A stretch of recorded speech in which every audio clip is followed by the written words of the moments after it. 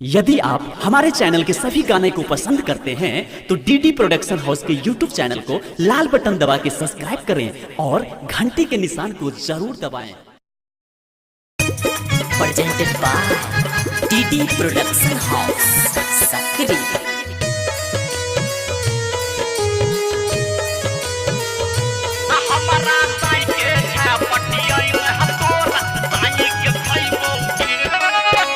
बाप के खाइबोगे बेटा खाओ की बेटा के खाइबोगे, बाप के खाइबोगे बेटा खाओ की बेटा के खाइबोगे। हमारा साई के छपटियन तोरा साई के खाइबोगे, हमारा साई के छपटियन तोरा साई के खाइबोगे।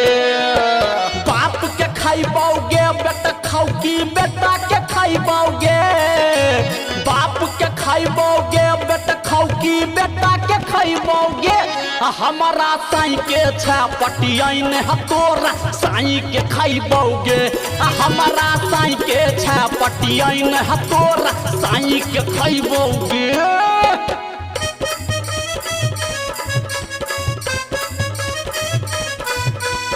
Presented by DD Production House, Sakri.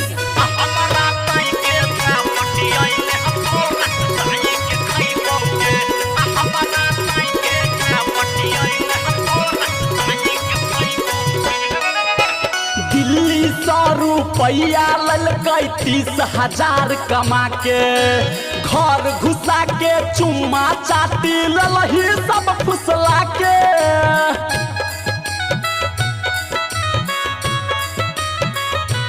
हाँ दिल्ली 100 रुपया ललकै 30,000 कमा के, घर घुसा के चुम्मा चाटी ललही सब फुसला के।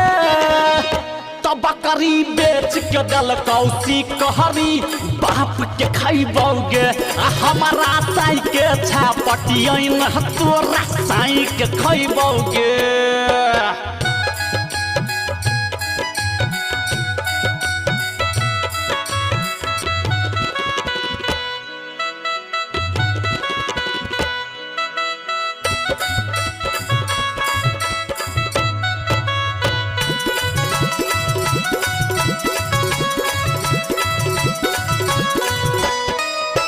हमारा तू तो रार बनलही तोरो रार बनैब, नहिरा से ससुरा तक कुल खानदान के खैब।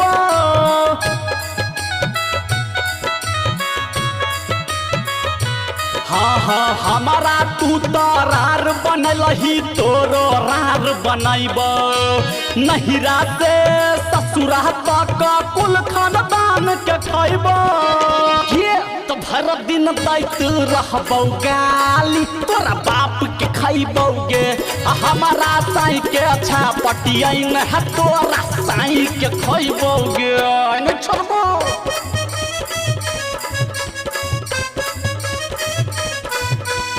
Presented by DD Production House, Sakri.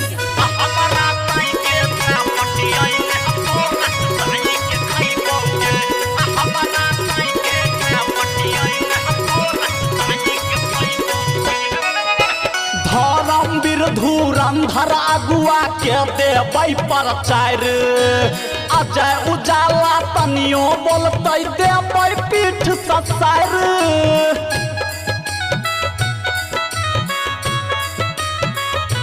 हाँ धर्मवीर धुरंधर अगुआ के देबै प्रचार, अजय उजाला तनियो बोलतै देबै पीठ ससार।